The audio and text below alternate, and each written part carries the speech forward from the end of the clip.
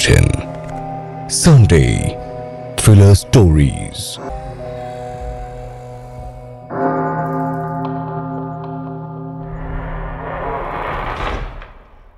আজকের গল্প সুচিত্রা ভট্টাচার্যের লেখা মারণ বাতাস। ইদানিং কাজকর্মে অফিস পাড়ায় এলে একবার করে লালবাজারে ঢুঁ মেরে যায় মিতিন। ডিসি ডিডি অনিশ্চয় মজুমদারের ঘরে বসে কিছুক্ষণ চা খায়, গল্প সল্প করে। পেশার সূত্রে অনিশ্চয়ের সঙ্গে তার সৌহার্দ্য অনেক বেড়েছে। সাংঘাতিক ব্যস্ততা না থাকলে অনিশ্চয়ও তাকে দেখলে খুশি হন খুব, মহা আনন্দে আড্ডা জমান। সময়টা মিতিনের মন্দ কাটে না, শিক্ষালাভও হয়। অনিশ্চয়ের দীর্ঘ পুলিশ জীবনের অভিজ্ঞতার কাহিনী শোনাও তো এক ধরনের শিক্ষাই। বিকেলে চেম্বারে পা রাখতেই ডিসি ডিডি হই হই করে উঠলেন। আরে ম্যাডাম, আসুন আসুন, ভালো দিনে এসেছেন। আজ খাঁচায় এক আজব চিড়িয়া ধরা পড়েছে। চিড়িয়া? মিতিন ভুরু কোঁচকালো। ইয়েস, চিড়িয়া, বুলবুলও বলতে পারেন। কাঁধের দোপাট্টা ঠিক করতে করতে মিতিন চেয়ারে বসল। কি কেস বলুন তো? পরশু খবরের কাগজে পড়েছিলেন, ওই আলিপুরের মাল্টি স্টোরেড বিল্ডিং আকাশলীনায় এক পঙ্গু তরুণের রহস্যজনক মৃত্যু। ওই সৌম্যরূপ চৌধুরী, বয়স 33, ঘরে মৃত অবস্থায় পাওয়া গেছে।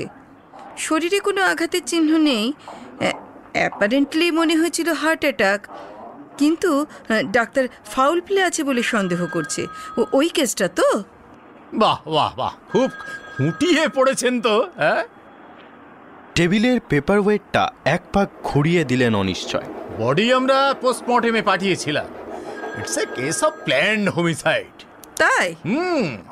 সর্বত্র তো আমাদের কলকাতা পুলিশের বদনাম, আমাদের নাকি 18 মাসে বছর, আর এই কেসের মার্ডারার আজই কাট, ওই দিন 72 ঘন্টা।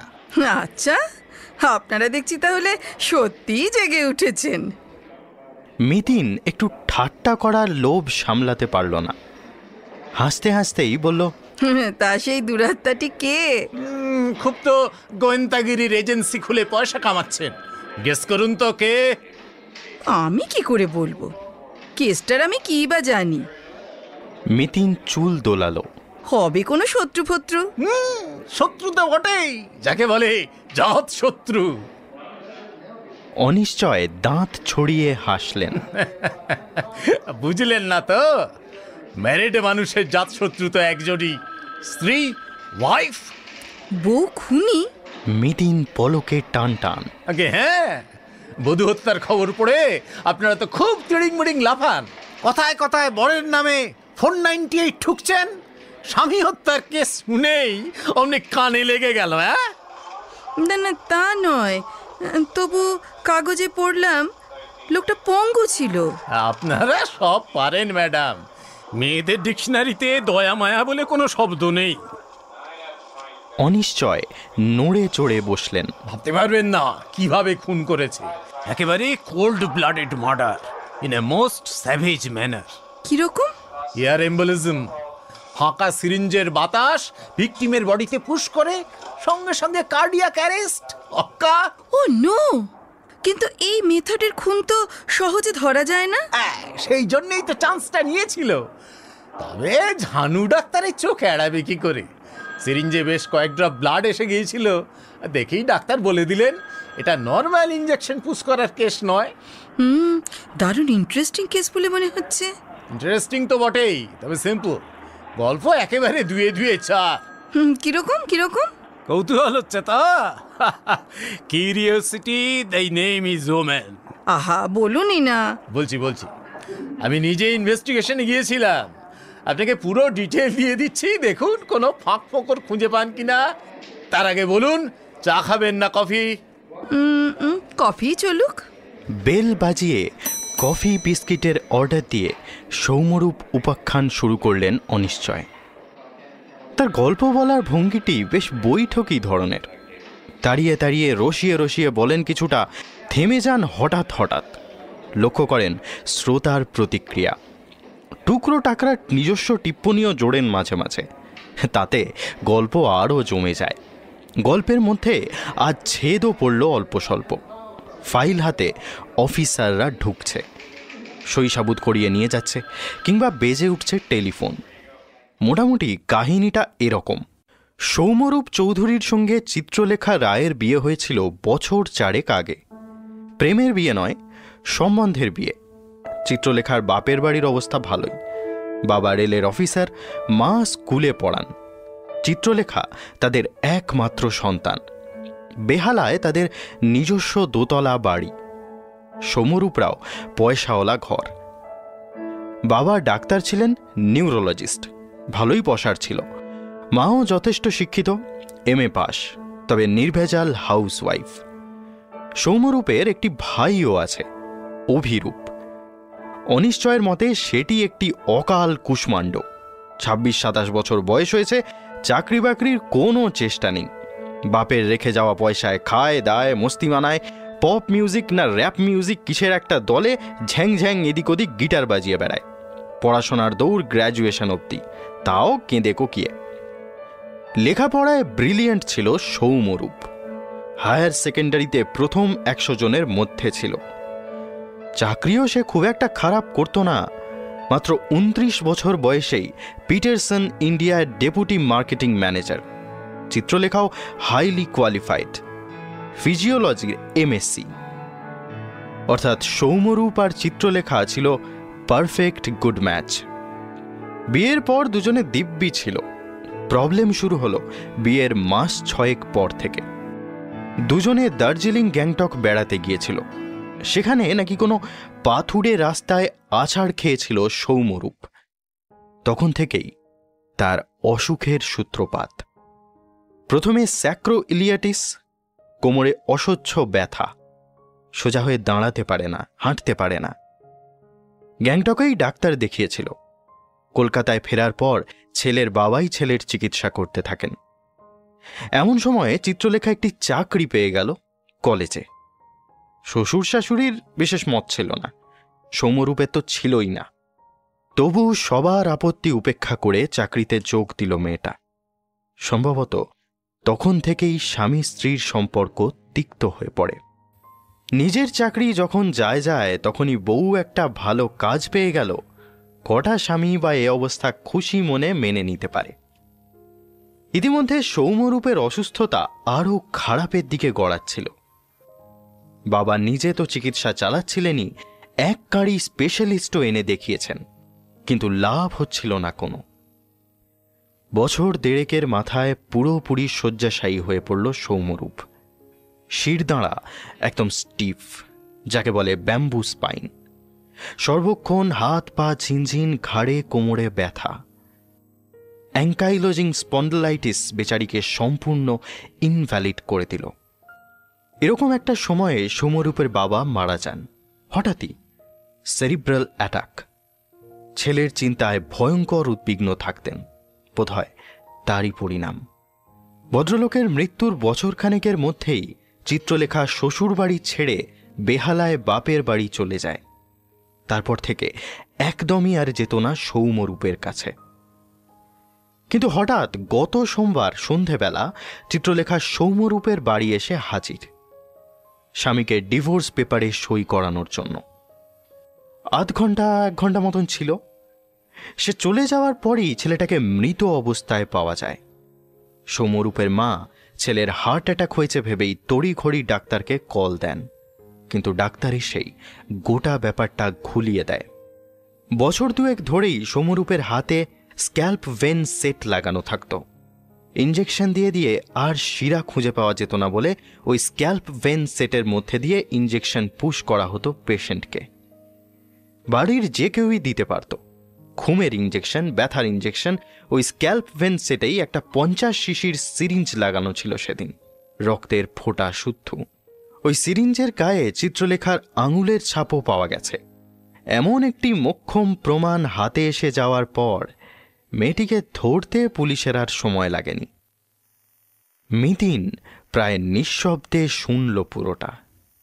কফি এসে গেছে, চুমুক দিচ্ছে কাপে, ভাবছে কি যেন। অনিশ্চয় মজুমদার ভুরু নাচালেন। কে গল্পে ফাঁক পেলেন কিছু মেয়েটার ফেভারে? ফাঁক কি বলছেন? আমি তো ইয়া বড় বড় গর্ত দেখতে পাচ্ছি। মেয়েটা কখন এসেছিল, কটায় গেল, কখন ডেড বডি আবিষ্কার হলো, এসব তো কিছুই বললেন না। ওগুলো সব ফুল প্রুফ, আমরা বাজিয়ে দেখেছি। মেয়েটা এসেছিল 8:15 থেকে 8:30টার মধ্যে, আর গেছে ঠিক 9টায়। ফ্ল্যাট বাড়ির দারোয়ান, চিত্রলেখা যাওয়া আসা দুয়েরই সাক্ষী। ডেড বডি আবিষ্কার হয়েছে অ্যারাউন্ড 10:30টা। কে আবিষ্কার করেন? ওই সৌম্যরূপের মা। মারা যাওয়ার 1.5 ঘন্টা পর? কেন? চিত্রলেখাকে দেখেই সৌম্যরূপের মা পাশের ফ্ল্যাটে চলে গিয়েছিলেন। হ্যাঁ, বোঝেনি তো, ছেলের এই দশায় বউ তাকে ডিভোর্স করতে চাইছে। কোন শাশুড়ি এমন পুত্রবধূর মুখদর্শন করতে চায়? 9:30 নাগাদ অবশ্য তিনি ফিরে আসেন। এসে পর্দা সরিয়ে ছেলেকে একবার দেখেও গেছেন। ছেলে ঘুমোচ্ছে ভেবে তাকে আর ডাকেননি। মোটামুটি 10:30 নাগাদ রাতের খাবার খেত সৌম্যরূপ। তখনও ছেলে সাড়া দিচ্ছে না দেখে ডাক্তার এসেছিল রাত 11টা নাগাদ। তখন সবে ওই রাইগার মাটির সেটিং করতে শুরু করেছে। ডাক্তারবাবুই মৃত্যুর টাইম লিখে দিয়েছেন রাত্রি 9টা। অনিশ্চয় কফি শেষ করে পেয়ালা পিরিচ টেবিলে রাখলেন। ড্রয়ার থেকে সিগারেটের পাউচ বার করেছেন। হাতের চেটোয় তামাক পিষতে পিষতে বললেন, ইঞ্জেকশনটা ফুঁড়ে দিয়েই দুধ দাঁড়িয়ে পালিয়েছিলেন চিত্রলেখা। সিরিঞ্জটা যে খুলে সরিয়ে ফেলতে হয় এই হুঁশও তখন আর ছিল না। বোঝেনি তো, খুনি একটা না একটা ভুল করেই। তবু কি তবু? খুনের মোটিভটা কি? যার সঙ্গে তার ছাড়াছাড়ি হয়ে যাচ্ছে তাকে খামোখা খুন করতে যাবে কেন? ওইটাই তো খেলা, ওই জন্যেই তো বললাম আজব চিড়িয়া। পাকানো সিগারেট ঠোঁটে ঝুলিয়ে লাইটার জ্বালালেন অনিশ্চয়। আগুনের শিখা ধরে রেখে চোখ টিপে বললেন, ডিভোর্সের কাগজটা ক্যামোফ্লেজ, ছুতো। ওই ফ্ল্যাটে এন্ট্রি নেওয়ার একটা পাসপোর্ট। ও জানতো বরকে নিরালায় পাবেই। ডিভোর্সের ওর কিছু দরকার নেই। বর এসে গেলে বরের ন্যাচারাল ওয়ারিশন হিসেবে তার ভাগের সম্পত্তির প্রতিটি পাই পয়সা হাতে চলে আসবে, আর তাই নিয়ে ড্যাং ড্যাং করে নতুন শ্বশুর বাড়িতে গিয়ে উঠবে। কি নিখুঁত প্ল্যান! চিত্রলেখা আবার বিয়ে করছিল নাকি? তবে আর বলছি কি, লটঘট চালাচ্ছিল তো গুণময়ী নিজের কলেজের এক প্রফেসরের সঙ্গে। বেচারা সৌম্যরূপ হয়ে গিয়েছিল ডগ ইন দ্য মাঞ্জার। এমন একটা মতলব ভাঁজলো যাতে ডাক ভি খতম, মালকড়িও হাতে এসে গেল, আর লোকে নিন্দেও করতে পারবে না। সবাই বলবে, আহা, কচি বিধবা নতুন করে যদি জীবন শুরু করে। সবই ঠিকঠাক ছিল। আলমারি থেকে গয়নাকাটিগুলো পর্যন্ত বের করে নিয়েছিল, শুধু ওই সিরিঞ্জটা যদি খুলে নিয়ে যেত। আচ্ছা, 1 সেকেন্ড। সৌম্যরূপকে ব্যথার ইঞ্জেকশন, ঘুমের ওষুধ সবই কি ওই 50 সিসি সিরিঞ্জ দিয়ে দেওয়া হতো? ওগুলো তো ছোট ইঞ্জেকশন, 5 সিসির সিরিঞ্জ হলেই তো হয়ে যায়। ওই গোবদা সিরিঞ্জ তো অন্য কাজের জন্য রাখা থাকতো। সৌম্যরূপের যখন খুব বাড়াবাড়ি চলতো তখন নাকি নাকে একটা টিউব ফিট করে ওকে খাওয়ানো হতো। রাইলস টিউব? হ্যাঁ, ওইসব স্যুপ টুপ ওই 50 সিসি সিরিঞ্জটায় ভরে ভায়া রাইলস টিউব ফিট দেওয়া হতো পেশেন্টকে। মেয়েটা কি ধরিবাজ দেখুন, জানতো বড় সিরিঞ্জ ছাড়া এয়ার এম্বলিজম করা যায় না। ফিজিওলজি স্টুডেন্ট তো। মিতিন একটুক্ষণ চুপ করে ফের জিজ্ঞেস করল, আচ্ছা, একটা কথা, মেয়েটা কতদিন আগে সৌম্যরূপকে ছেড়ে চলে গিয়েছিল? এই তো লাস্ট পুজোর আগে, ধরুন প্রায় 8-9 মাস। কেন গেছিল? আশিক জুটে গেছিল, তাই শ্বশুর বাড়িতে থেকে প্রেম করার অসুবিধা হচ্ছিল। অবশ্য মেয়ের বাপ মা অন্য কথা বলছে। তাদের বক্তব্য সৌম্যরূপ অসম্ভব খিটখিটে হয়ে গিয়েছিল, যাচ্ছে তাই গালিগালাজ করতো বউকে, নোংরা নোংরা কথা বলতো, এমন চেঁচামেচি করতো যে নার্স পর্যন্ত টিকতো না। অনিশ্চয় হুশ হুশ দুটো টান দিয়ে সিগারেট গুঁজলেন অ্যাস্ট্রেতে। তবে বাপ মা মেয়েকে ভালো প্রমাণ করার জন্য এসব তো বলবেই। কিন্তু কথাগুলো তো মিথ্যে নাও হতে পারে। Doesn't matter. চিত্রলেখা যে ইদানিং প্রেম করছিল এটা ওর বাবা মা অস্বীকার করতে পারেনি, আর আমাদের পক্ষে ওটাই যথেষ্ট। আর ওই সৌম্যরূপের ভাইটা সেদিন কোথায় ছিল সন্ধেবেলা? ওই যে বললাম, ব্যান্ড পার্টি, পপ মিউজিক। বাবু সেদিন দলবল নিয়ে যাদবপুর ইউনিভার্সিটির অ্যানুয়াল ফাংশনে প্রোগ্রাম করছিলেন। ও আমি ক্রস চেক করে নিয়েছি, ছেলেটা তখন ওখানেই ছিল। ফিরেছে কখন? রাত 12টার পর। আমাদের আলিপুর থানায় তখন অকস্থলে পৌঁছে গেছে। পুলিশ দেখে ছোকরা নাকি ঠক ঠক কাঁপছিল, জোর শক পেয়েছে আর কি। যতই হোক দাদার মৃত্যু বলে কথা। সৌম্যরূপের মার এখন কি অবস্থা? পাথর পাথর, একেবারে পাথর। মাত্র 2 বছরের মধ্যে এমন বড় বড় দুটো আঘাত। স্বামী গেল, ছেলে গেল। অনিশ্চয়ের মুখে হালকা ছায়া। আমার তো মেয়েটার বাবা মার কথা ভেবেও খারাপ লাগছে। আজ নাকি খুব ছুটোছুটি করেছে কোর্টে, তাও তো মেয়ে বেল পেল না। এখন 7 দিনের পুলিশ কাস্টাডি। কি কপাল! ওই বজ্জাত মেয়ের জন্যে বাপ মার মান সম্মান ধুলোই মিশে গেল। মেয়েটা এজাহার দিয়েছে? স্বীকার করেছে সব? সে মেয়ে যে কি ঠেটা, মুখে একেবারে কুলু পেটে বসে আছে। শুধু একটাই বুলি তোতা পাখির মতো আউড়ে যাচ্ছে, আমি সৌম্যকে মারিনি। আমি বেরিয়ে আসার সময় সৌম্য যন্ত্রণায় ছটফট করছিল। আমি ওকে মেপে 2 সিসি ক্যাম্পস ইঞ্জেকশন দিয়েছিলাম সৌম্যরই রিকোয়েস্টে। তার বেশি আমি আর কিছু জানি না। মিতিন কি যেন একটু চিন্তা করল, ঘড়িও দেখল একবার। পার্থ আজ চটপট ফিরে আসবে বাড়িতে। সন্ধেবেলা বুমবুমকে নিয়ে দিদির বাড়ি যাওয়ার কথা, কিন্তু উঠতে ইচ্ছা করছে না।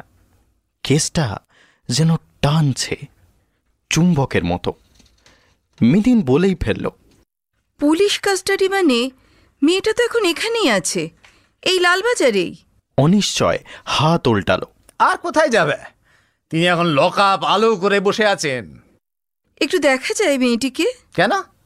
এই দেখতাম, কথা বলতাম একটু। আপনার থার্ড আই দিয়ে নতুন কিছু আবিষ্কার করতে চান?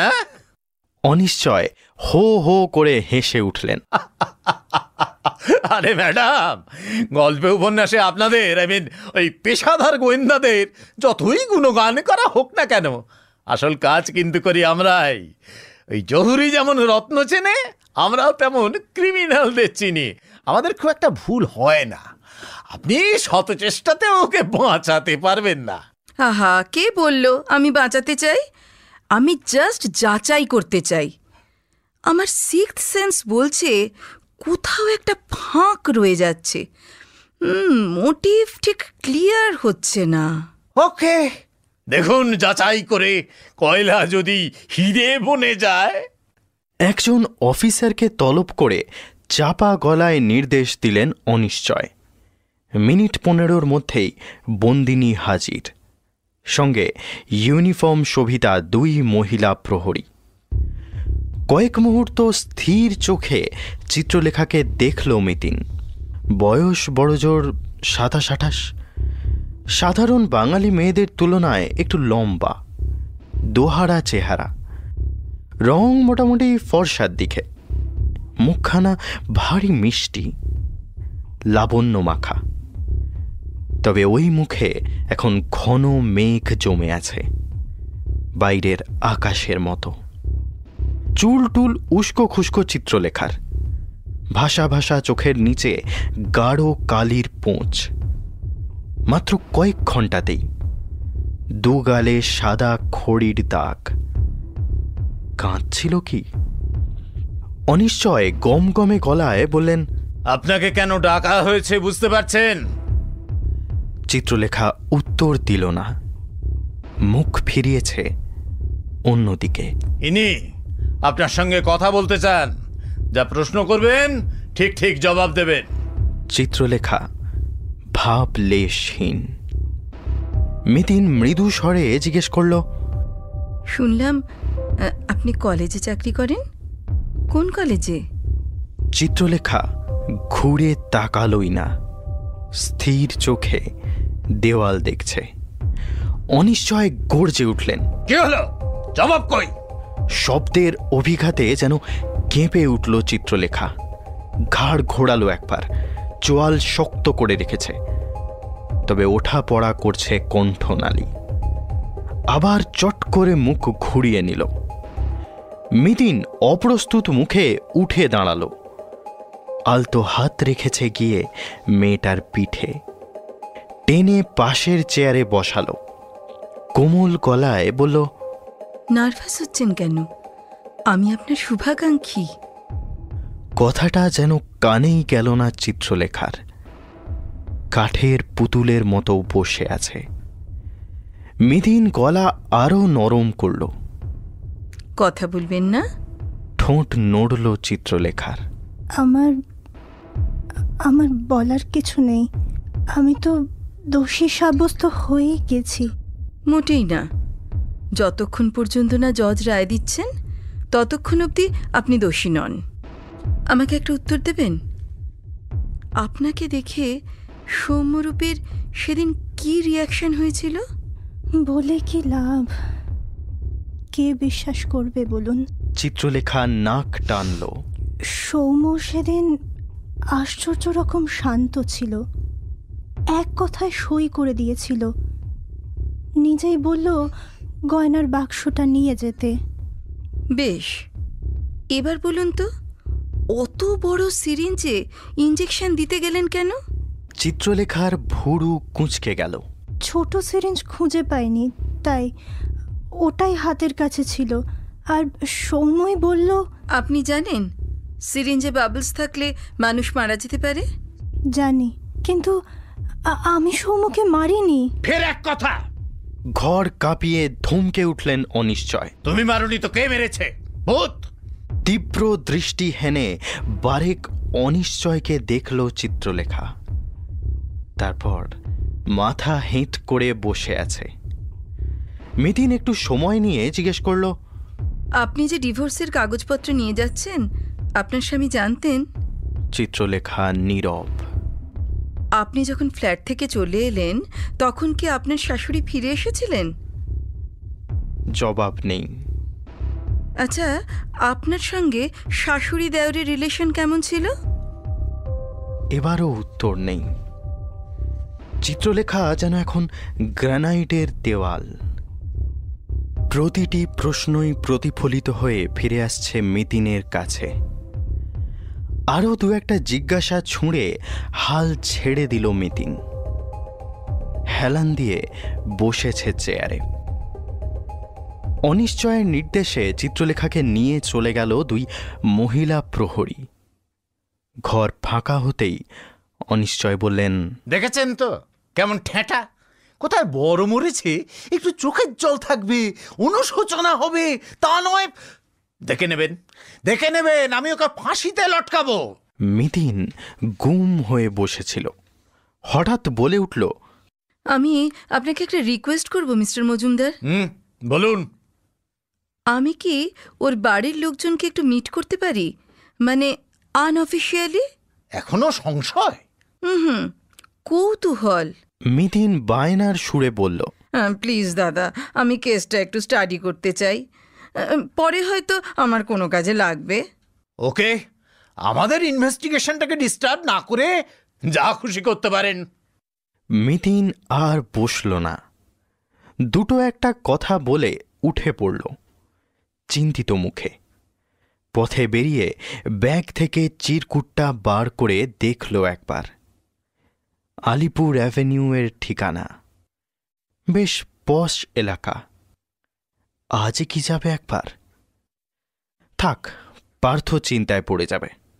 বরং কাল সকালই ভালো। আকাশলীনা বাড়িখানা বিশাল, 8 তলা। প্রতিটি তলায় 6খানা করে ফ্ল্যাট। দুটো লিফট দুদিকে অনবরত ওঠানামা করছে। গেটে সেন চক্ষু মেলে বসে আছে সিকিউরিটি। তারাই এ বাড়ির দারোয়ান। গেট পেরোতে গেলে যে কোনো অপরিচিত লোককেই তাদের খাতায় নাম লিখিয়ে ঢুকতে হয়। কোথায় যাচ্ছে সেটাও নিয়ম। মিতিন অবশ্য লিফট নিল না, হেঁটে হেঁটে উঠল 4 তলায়। প্রতি তলাতেই প্রকাণ্ড প্যাসেজ। উঠতে উঠতে দেখছিল মিতিন, কি সুন্দর ছকছকে বাড়ি। একটা ধুলোর কণা পর্যন্ত নেই। আহা, কবে যে মিতিনদের নিজস্ব বাড়ি হবে। নির্দিষ্ট ফ্ল্যাটের বেল টিপতেই দরজা খুলেছে এক তরুণ।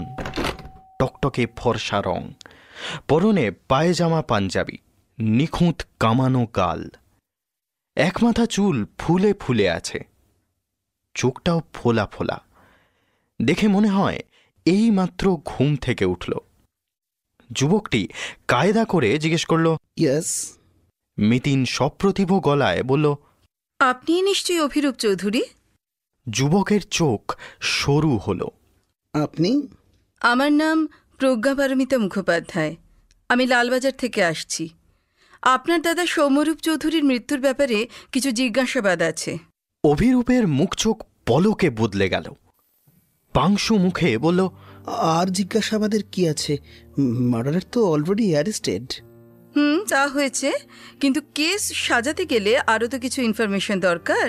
আশা করি আপনারা সহযোগিতা করবেন। ও শিওর। অভিরূপ দরজা ছেড়ে দাঁড়াল। আসুন। ফ্ল্যাটের ভেতরে ঢুকে মিতিন চমকিত। অতিকায় ড্রয়িং হল, শ্বেত পাথরের মেঝে, মহার্ঘ সব ফার্নিচার, কোণে দেওয়াল জোড়া অ্যাকোরিয়াম। বৈভব যেন চারিদিক থেকে ঠিকরে পড়ছে। এ বাড়ির সম্পত্তির লোভে একাধটা খুন ঘটে যেতেই পারে। লম্বা টানা নরম সোফায় এসে বসল মিতিন। অভিরূপ ভেতরে গিয়েছিল। এক মধ্যবয়সী মহিলাকে নিয়ে বেরিয়ে এসেছে। মহিলা তেমন সুশ্রী নন, বরং বেশ কুরূপাই। তবে গায়ের রংটি ক্যাটক্যাটে সাদা। মুখ চোখ কেমন নিষ্প্রাণ মহিলার, দৃষ্টি শূন্য। দেখেই বোঝা যায় এখনো শোক সামলে ওঠেননি। মিতিন উঠে দাঁড়িয়ে বলল, জানি আপনাদের বিরক্ত করা হচ্ছে, তবু কয়েকটা প্রশ্ন না করলে তো। না, বলুন। মহিলা উল্টো দিকের সোফায় বসলেন। আমি ঠিক আছি। আমি আপনাদের একটু আলাদা আলাদা করে প্রশ্ন করতে চাই। বলেই মিতিন অভিরূপের দিকে তাকিয়েছে। যদি কিছু মনে না করেন। নো প্রবলেম, আমি ভেতরে যাচ্ছি। অভিরূপ যেতে গিয়েও থমকালো। আপনার জন্য চা শরবত পাঠিয়ে দেব? নো থ্যাঙ্কস, একটু জল খাওয়াতে পারেন, ঠান্ডা। অভিরূপ অন্দরে মিলিয়ে যেতেই কথা বলা শুরু করল মিতিন। দেখুন মিসেস চৌধুরী, আপনি নিশ্চয়ই শুনেছেন কাল সকালে আপনার পুত্রবধূকে অ্যারেস্ট করা হয়েছে। জানি, লালবাজার থেকে ফোন এসেছিল। আপনি কি ভাবতে পেরেছিলেন আপনার পুত্রবধূ এমন একটা কাজ করতে পারে? না, মহিলার স্বর ভেজা ভেজা। আমি কিছুই ভাবতে পারছি না। আপনার সঙ্গে তার সম্পর্ক কেমন ছিল? খুব ভালো ছিল বলবো না। আমার ছেলেকে যে অত কষ্ট দিয়েছিল, তাকে কি করে আমি। বিয়ের পর থেকেই কি সে আপনার ছেলেকে কষ্ট দিয়েছে? তা কেন? ওদের তো মোটামুটি মিলমিশি হয়েছিল। আমিও তখন লেখাকে মাথায় করে রেখেছিলাম, কিন্তু যেদিন থেকে আমার ছেলেটা অসুস্থ হয়েছে, লেখা বড্ড অবহেলা করেছে তাকে। চিত্রলেখার চাকরি করাটাও তো আপনার পছন্দ ছিল না। আমার স্বামীরও পছন্দ ছিল না। স্বাভাবিক, আপনাদের সংসারে তো অর্থের তেমন প্রয়োজন নেই। বলুন, আপনি বলুন। মহিলা আঁচলের খুঁটে চোখ মুছলেন। সমু বড় ভালোবাসার কাঙাল ছিল। একটু বউয়ের সঙ্গ চাইতো, বউকে সবসময় কাছে কাছে চাইতো। অথচ মেয়েটা কি নিষ্ঠুরভাবে ওকে ছেড়ে চলে গেল। কাজের লোক ট্রেতে জল নিয়ে এসেছে। বছর 35 এক কালো কুলো বউ। মিতিনের জল শেষ হওয়া পর্যন্ত অপেক্ষা করল বউটা। তারপর ট্রে নিয়ে চলে গেল, ঘুরে তাকাতে তাকাতে। মিতিন আলগাভাবে জিজ্ঞেস করল, এ কি আপনাদের রাত দিনের লোক? না, সকালে আসে, সন্ধেয় যায়। একাই সব করে? আর একজন আছে, গোপালনগরের দিক থেকে আসে, কাচাকুচি করে, ঘরদোর মোছে, রান্না বান্না সব এই সুবলাই করে। হ্যাঁ, যা বলছিলাম। মিতিন আবার প্রসঙ্গে ফিরল। আপনার ছেলের সঙ্গে ছেলের বউয়ের সম্পর্ক অন্যরকম ঠিক কবে থেকে হয়েছে? অসুখের শুরু থেকেই বলতে পারেন। তা সে কতদিন হবে? ধরুন প্রায় 3-3.5 বছর। চিত্রলেখা তো এবারই ছেড়েছে মাত্র 8-9 মাস আগে। একদিন তাহলে সে এখানে পড়েছিল কেন? আমার স্বামীর প্রখর ব্যক্তিত্ব ছিল, তাকে অমান্য করে চাকরিতে বেরোতো বটে, তবে এ বাড়ি ছেড়ে যাওয়ার তখন সাহস পায়নি। আচার আচরণও লেখার তখন অনেক ভদ্র ছিল। আমার স্বামী চলে যাওয়ার পর লেখা লাগাম ছাড়া হয়ে যায়।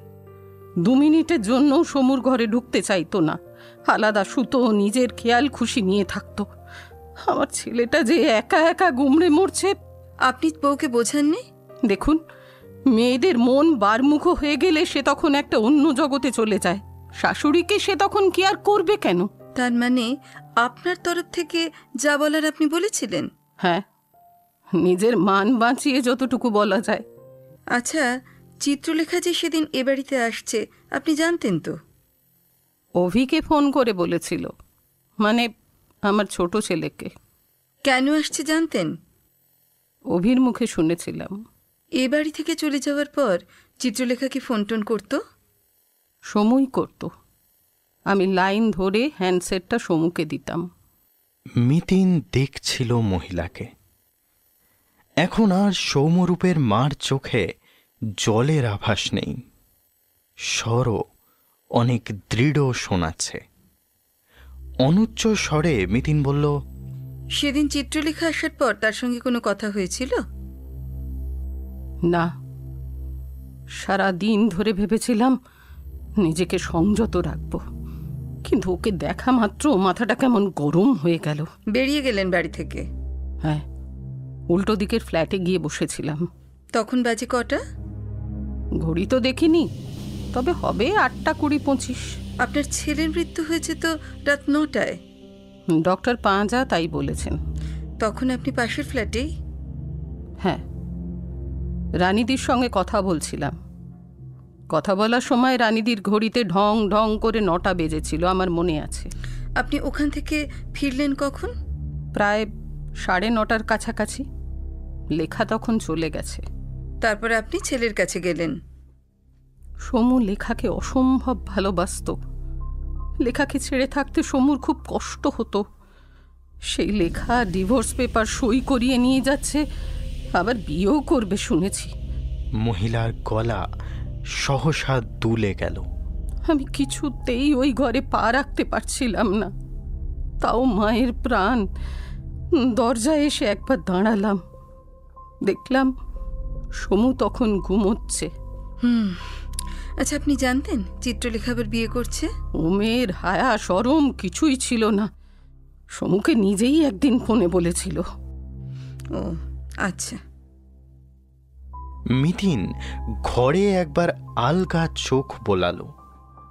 সুদৃশ্য কাঠের শোকেসের মাথায় এক যুবকের হাস্যমুখ ছবি, মালা পরানো। ছবিটার দিকে চোখ রেখেই মিতিন বলল, চিত্রলেখা আবার বিয়ে করতে চায় শুনে আপনার ছেলের কি রিয়াকশন হয়েছিল? প্লিজ ওই প্রশ্নটা আমাকে করবেন না, আমার বুক ভেঙে যাচ্ছে। সরি। মিতিন সামান্য অপ্রস্তুত বোধ করল। একটুক্ষণ ভেবে নিয়ে বলল, তা ছেলের ঘরে উঁকি দিয়ে আপনি কোথায় গেলেন? নিজের ঘরে আলো নিভিয়ে শুয়েছিলাম।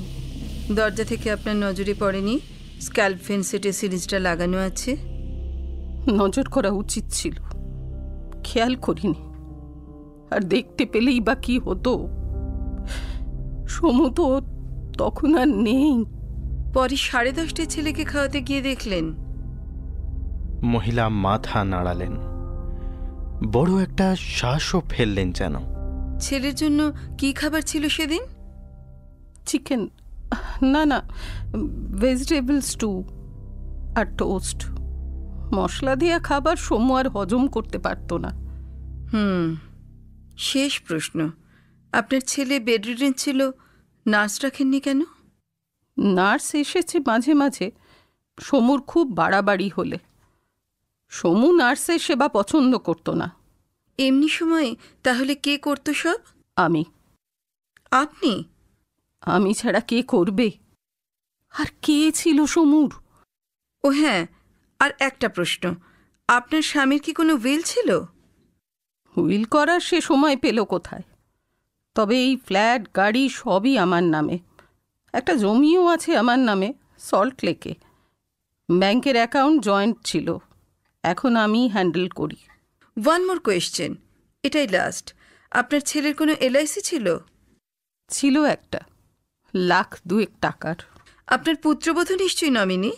না, পলিসিটাও ও চাকরি পেয়েই করেছিল বিয়ের আগে। আমার ছোট ছেলে নমিনি, হয়তো বউয়ের নামেই ট্রান্সফার করে দিত, সে সুযোগই বা পেল কই। মিতিন 2-1 সেকেন্ড চোখ বুজে রইল, তারপর বলল, ঠিক আছে, আপনি এখন যেতে পারেন। ছোট ছেলেকে কাইন্ডলি পাঠিয়ে দিন। ধীর পায়ে উঠে গেলেন মহিলা। ড্রয়িং হল পেরিয়ে একেবারে কোণে বুঝি তার ঘর। পর্দা সরিয়ে ঢুকে গেলেন সেখানে। সে ঘর থেকেই প্রায় সঙ্গে সঙ্গে বেরিয়ে এসেছে অভিরূপ। হেলান দিয়ে বসে দুহাত সোফার কাঁধে ছড়িয়ে দিল। আপনি তো প্রাইভেট ডিটেকটিভ, তাই না? মিতিন বেশ অবাক। কি করে জানলেন? লালবাজারে এক্ষুনি ফোন করেছিলাম। ও, আমি জেনভিন কিনা কনফার্ম করে নিলেন? সে তো করতেই হয়, প্রেস সেটা জ্বালাচ্ছে। অভিরূপ মুখ বেঁকালো। বলুন, কি জানতে চান? বাহ, বেশ স্মার্ট তো। মিতিন একটু ঝেঁকে নিতে চাইল ছেলেটাকে। ভুরু কুঁচকে বলল, আপনার তো ঘটনার দিন যাদবপুর ইউনিভার্সিটিতে প্রোগ্রাম ছিল, তাই না? পুলিশ তো ভেরিফাই করে নিয়েছে। কটায় প্রোগ্রাম ছিল? 9টা ফোটাতেই ছিল। স্টেজে ওঠার সময় ঘড়ি দেখিনি। আপনাদের পপটপ তো একটু রাতের দিকেই হয়, 10টা-11টার আগে তো শুরু হয় না, ঠিক বলছি? সেদিন হয়েছিল। পুলিশ কিন্তু এটা কনফার্ম করেনি। মানে আপনি কি বলতে চাইছেন? আমি জানি আপনাদের প্রোগ্রাম শুরু হয়েছিল রাত 10:30টায়। মিতিন অন্ধকারে ঢিল ছুঁড়ল একটা। 9টা থেকে 10:30 আপনি কোথায় ছিলেন? অভিরূপের মুখ সাদা হয়ে গেল, তোতলাতে শুরু করেছে। কে কে বলল? আন্দাজ লেগে গেছে। মিতিন মনে মনে হাসল, কড়া গলায় বলল, সেটা জানার আপনার প্রয়োজন নেই, আমার প্রশ্নের উত্তর দিন। আমি একজন বন্ধুর সঙ্গে ছিলাম। বন্ধু? না, মানে বান্ধবী। কি নাম? পল্লবী সেন। আমি 9:30 অবধি ওর সঙ্গে ছিলাম, বিশ্বাস করুন। তারপর গিয়ে গ্রুপে জয়েন করি। আপনাকে পল্লবীর ঠিকানা, ফোন নাম্বার দিচ্ছি, খবর নিয়ে দেখতে পারেন। আমরা দুজনে একসঙ্গে গোল্ড পার্কের মোড়ে। আপনার বান্ধবীর সাক্ষ্য টেনেবল হবে না, তাকে ইন্টারেস্টেড পার্টি বলে গণ্য করা হবে। আপনি আমায় ভয় দেখাচ্ছেন কেন? অভিরূপের গলা করুণ হয়ে গেছে। আমি কি দাদাকে মারতে পারি? কেন নয়? দুনিয়ায় ভ্রাতৃহত্যা অতি কমন ঘটনা। কিন্তু কেন মারবো?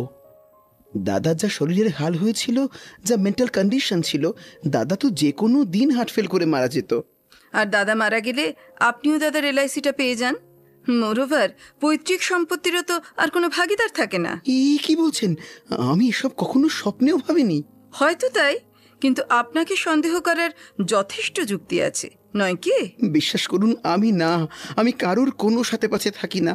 দাদার কথা ভাবলে আমার কান্না পায়। আর বৌদির কথা ভাবলে? মিতিনের গলা হিম শীতল। তিনি অ্যারেস্ট হওয়ায় আপনি নিশ্চয়ই খুশি হয়েছেন। কেন খুশি হব কেন? প্রথমত, আপনি ঝুট ঝামেলা থেকে বাঁচলেন, মানে পুলিশের টানা হেঁচড়া থেকে। সেকেন্ডলি, টাকা পয়সার আর একটা সম্ভাব্য দাবিদার কমে গেল। থার্ডলি, তিনি আপনার দাদাকে অনেক কষ্ট দিয়েছেন, তিনি বিপাকে পড়ায় আপনার আনন্দ পাওয়ারই কথা। অভিরূপ ঠোঁট টিপে রইল একটুক্ষণ।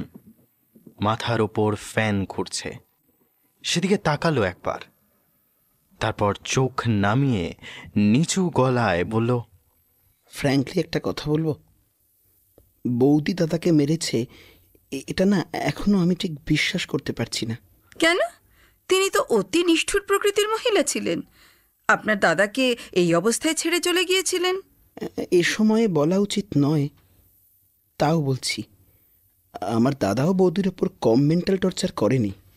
সারাক্ষণ খিটখিট মেজাজ, অশ্রাব্য গালাগালি বৌদির মতো ডিগনিফাইড মেয়ে কেন সহ্য করবে বলুন?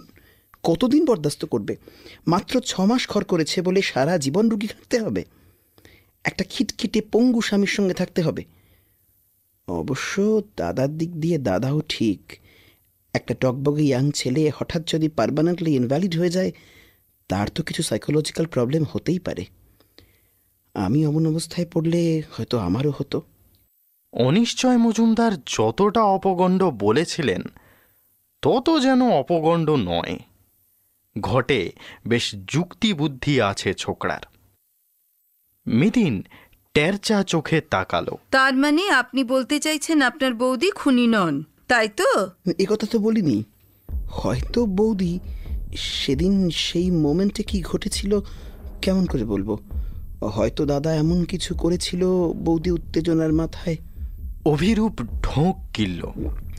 আমি বলছিলাম, বৌদিকে অপরাধী ভাবতে আমার ভালো লাগছে না। আপনার বৌদির ওপর বেশ উইকনেস আছে বলে মনে হচ্ছে। না, আমি নিউট্রাল। আমি যা দেখেছি বুঝেছি তাই বলছি। আপনি জানেন আপনার বৌদি আবার বিয়ের কথা ভাবছিলেন? আমি সবই জানি, দোষও দেখি না কিছু। আফটার অল তারও তো একটা লাইফ আছে। কেন একটা ইনভ্যালিড লোকের জন্য সে পচে মরবে? প্রত্যেকেরই নিজের মতো করে বাঁচার অধিকার আছে। বৌদি যখন সেদিন ফোন করে ডিভোর্সের কথা বলল, আমি বলেছিলাম তোমার ডিসিশন আরও আগে নেওয়া উচিত ছিল। না, ছেলেটার ওপর বেশ শ্রদ্ধাই জাগছে। মিতিন চোখ কুঁচকে জিজ্ঞেস করল, আপনার মার সঙ্গে বৌদির সম্পর্ক কেমন ছিল? মা একটু রিজার্ভ প্রকৃতির, তবে মা একেবারে দাদা অন্ত প্রাণ। দাদা কষ্ট পেলে অবশ্য মা কোনোদিনই বৌদিকে মুখে কিছু বলেনি, অ্যাটলিস্ট আমি যতদূর জানি।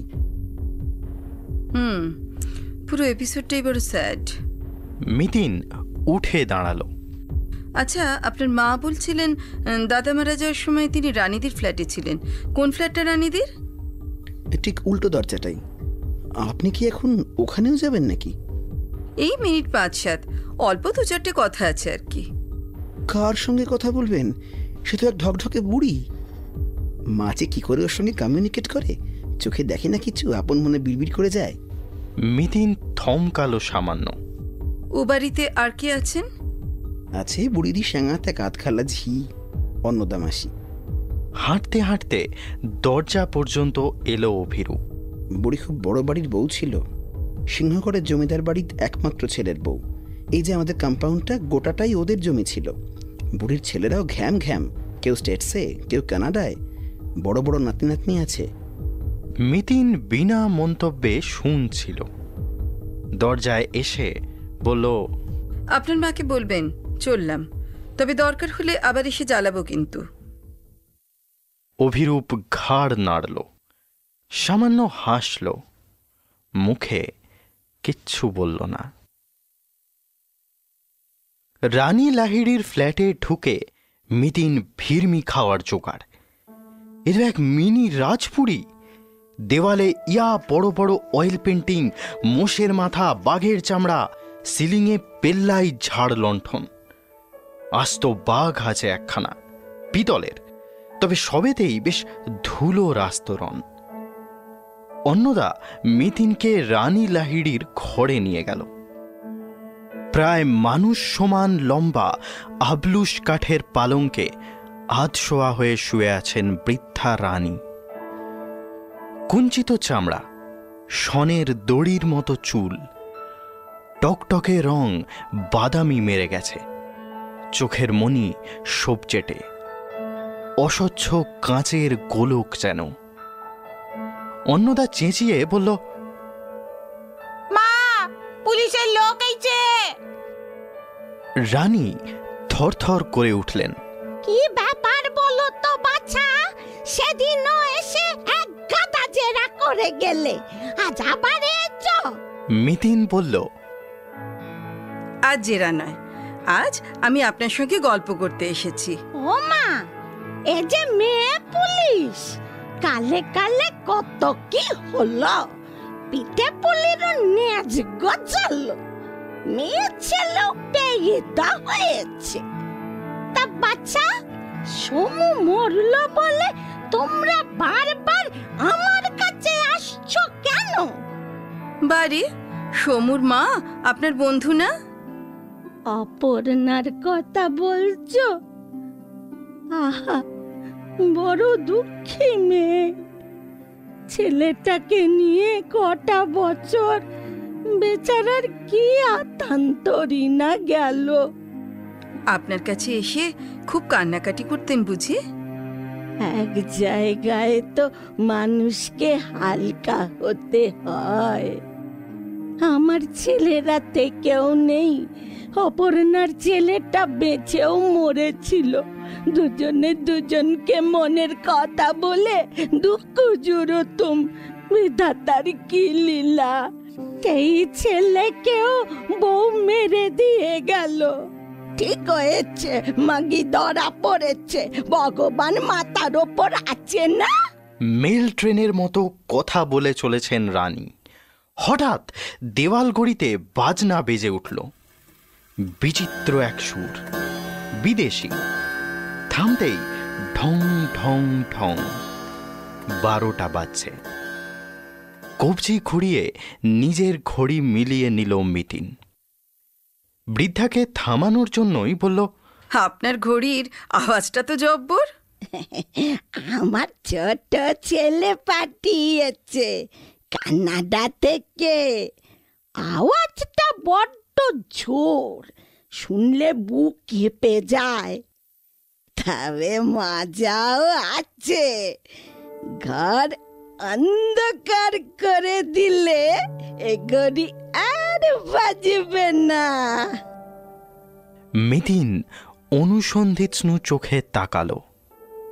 ওপরে নিচে দুটো কালো কালো টিপ রয়েছে ঘড়িটার। Photo sell. আজকাল অবশ্য এ ঘড়ির কলকাতাতেও ছড়াছড়ি। ঘন্টা যখন বাজছে, আলো নিভিয়ে দাও, অমনি আওয়াজ বন্ধ। বৃদ্ধা আপন মনে বিড়বিড় করে চলেছেন, আমি তো এই ঘন্টার ভয়ে আলোই জ্বালি না। দিনের বেলাটুকু কান বুঝে কাটিয়ে দিই, ব্যাস সন্ধে হলেই নিশ্চিন্দি। আলো না জ্বললে আমার কি বলো? অন্ধের কিবা দিন কিবা রাত্রি। বটেই তো। মিতিন ঘাড় দোলাতে গিয়েও থেমে গেল। বলল, অপর্ণা দেবী যে বললেন আপনার ঘড়িতে সেদিন 9টা বাজলো। বেঁচেছিল তো। অপর্ণা বলল 9টা বেজে গেছে। এবার দেখি, আস্তে আস্তে ঘরে যাই। বউটা হয়তো এতক্ষণে বিদায় নিয়েছে। উনি কি ঘন্টা বাজার পরেই চলে গিয়েছিলেন? না, তারপরেও তো ছিল কিছুক্ষণ। ঘন্টা বাজার ঠিক আগেই কি এসেছিলেন? দাঁড়াও দাঁড়াও, একটু ভেবে নি। হ্যাঁ, মনে পড়েছে ঘন্টা বাজার অনেক আগেই এসেছিল। কান্নাকাটি করছিল খুব। আমি কত মাথায় হাত বোলালুম। একটু শান্ত হয়ে সুস্থির হয়ে অন্নদাকে পান কিনতে পাঠালো। পান আনার পরই তো ঘরে চলে গেল। ও আচ্ছা মাসিমা, উনি কি এসে বউয়ের নামে নিন্দে করতেন খুব? না না না, নিন্দেও কারো করতো না বাচ্চা। দুষ্ট নিজের কপালকে। আপনার সঙ্গে বউটার আলাপ ছিল? ছিল একটু আধটু। বড় বিদ্যের দেমাক ছিল। আমার সঙ্গে বেঁকা সুরে কথা বলতো। যা, এখন জেলের লাপসি খা। কিছু না বলতেই অন্নদা 1 কাপ চা নিয়ে এসেছে। চুমুক দিয়েই উঠে পড়ল মিতিন। অন্নদার সঙ্গে কথা বলতে বলতে বেরিয়ে এলো ঘর ছেড়ে। এবার লিফট ধরেই নামল, সিঁড়ি বেয়ে নয়। একা মনে ভাবতে ভাবতে কখন যেন গেটের বাইরে চওড়া ফুটপাত ধরে হাঁটছে। উপরে শ্রাবণের মলিন আকাশ, নিচে এক বিষণ্ণ দিন। দিনটা যেন সেঁধিয়ে যাচ্ছিল মিতিনের বুকের ভেতর। একটা ছবি ফুটে উঠছে, আবছা, মিলিয়ে যাচ্ছে। হঠাৎই মস্তিষ্কের কোষে বিদ্যুতের ঝলকানি। মিতিন দাঁড়িয়ে পড়ল। 1 সেকেন্ড চোখ পিটপিট করে ভাবল কি যেন, তারপরেই উল্টো মুখে দৌড়েছে সোজা আকাশলীনা। হাঁপাতে হাঁপাতে সিকিউরিটি কাম দারোয়ানের ঘরে ঢুকল। মিনিট 10 মধ্যেই সিকিউরিটির ঘর থেকে বেরিয়ে এসেছে মিতিন। মুখ তার বর্ষার আকাশের মতো থমথমে। অভিরূপ দরজা খুলে চমকে গেল। আপনি আবার? মিতিন ভারী গলায় বলল, বলেছিলাম তো, দরকার হলে আবার আসতে পারি। বলুন কি দরকার? আপনার মাকেও ডাকুন, একসঙ্গেই দুজনকে বলবো।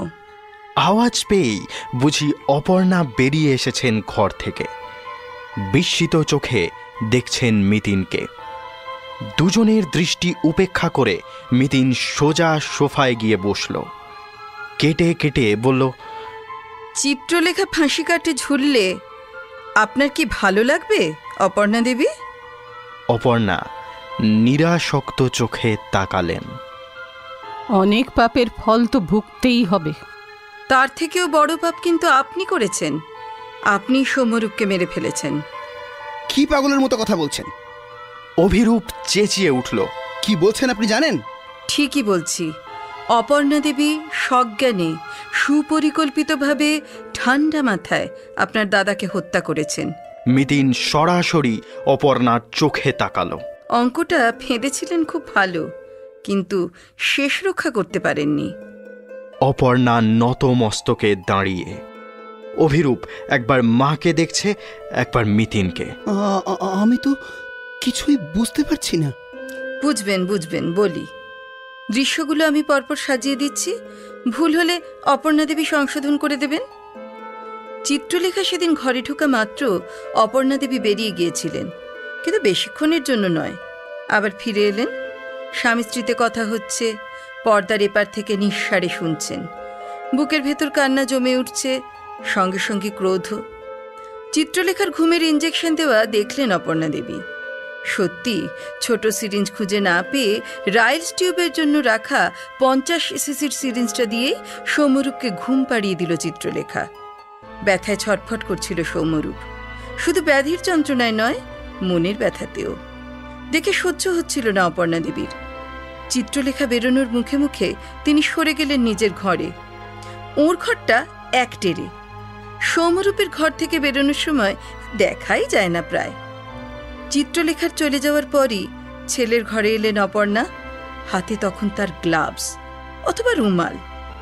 পুত্রবধূর দয়া দেখিয়ে স্বামীকে ঘুম পাড়ানো তখন তার মাথায় আগুন জ্বালিয়ে দিয়েছে।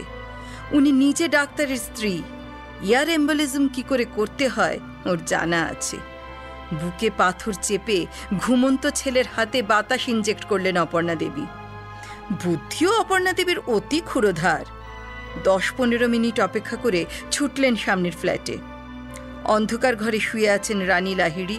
তার ঘরের আলো জ্বাললেন, তার সঙ্গে কথা শুরু করলেন।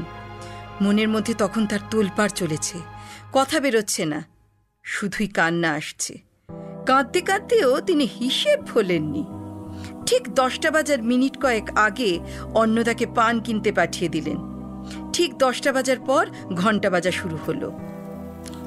1, 2, 3, 4 কথা বলতে বলতে এক পা করে সুইচ বোর্ডের দিকে সরে যাচ্ছেন অপর্ণা দেবী। 9ম ঘন্টা পড়ার সঙ্গে সঙ্গে আলো অফ। 10ম ঘন্টা আর বাজল না। অন্ধ রানী লাহিড়ী কিছুই টের পেলেন না, কিন্তু তাকে 9টার ঘন্টা বাজার কথা অপর্ণা দেবী স্মরণ করিয়ে রাখলেন। এবং অন্নদা ফেরার পর তিনি নিজের ফ্ল্যাটে ফিরে এলেন। তখনই প্রায় রাত 10:30। সঙ্গে সঙ্গে ডাক্তার ডাকলেন, তারপর পুলিশ। যেভাবে যা চেয়েছিলেন অপর্ণা দেবী সবই পর ঘটতে লাগলো।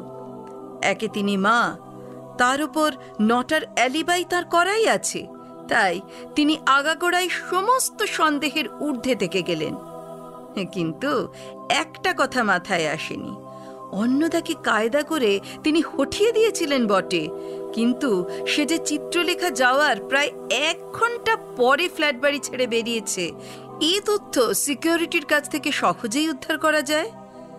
অতএব 9টার সময়ে চিত্রলেখাও চলে যাচ্ছে, আবার 9টার সময়ে অন্নদাও বেরোচ্ছে, দুটো তো কিছুতেই মেলানো যাবে না। তাছাড়া যিনি ছেলের জন্য এত কনসার্নড, তিনি ছেলেকে ভেজিটেবল স্টু দিচ্ছিলেন না চিকেন স্টু, তাও ঠিক ঠিক মাথায় রাখতে পারেননি, কারণ তিনি তো ছেলেকে সেদিন খাবারই দেননি। তার আগেই মিতিন একটু থামল, একটানা কথা বলে হাঁপিয়ে গেছে, দম নিল খানিক, তারপর বলল, চিত্রলেখার উপর আপনার এত আক্রোশ অপর্ণা দেবী? নিরীহ মেয়েটাকে এভাবে ফাঁসাতে চাইছিলেন? সহসা অপর্ণার চোখ মুখ বদলে গেছে, বিকৃত গলায় চিৎকার করে উঠলেন, যা করেছি বেশ করেছি, আমার ছেলের ভালোর জন্যই করেছি। দগ্ধে দগ্ধে মরার হাত থেকে ওকে মুক্তি দিয়েছি আমি। যে ওকে এত কষ্ট দিয়েছে তাকেই বা আমি ছাড়বো কেন? চিৎকার ক্রমশ কান্নায় বদলে যাচ্ছে, বুক ফাটা কান্নায় ডুকরে ডুকরে উঠছেন অপর্ণা। গোটা ফ্ল্যাট মথিত হচ্ছে হাহাকারে। মিথিনের বুকটাও মুচড়ে মুচড়ে উঠছিল। আহারে, একজন মা কত যন্ত্রণা পেলে তবেই না এভাবে সন্তানকে। পুত্র স্নেহ এত তীব্র হয়? মিথিন এখন কি করবে? নিঃশব্দে চলে যাবে এখান থেকে? না, তা হয় না, চিত্রলেখাকেও তো বাঁচাতে হবে। কাঁপা কাঁপা পায়ে টেলিফোনের দিকে এগিয়ে গেল মিথিন।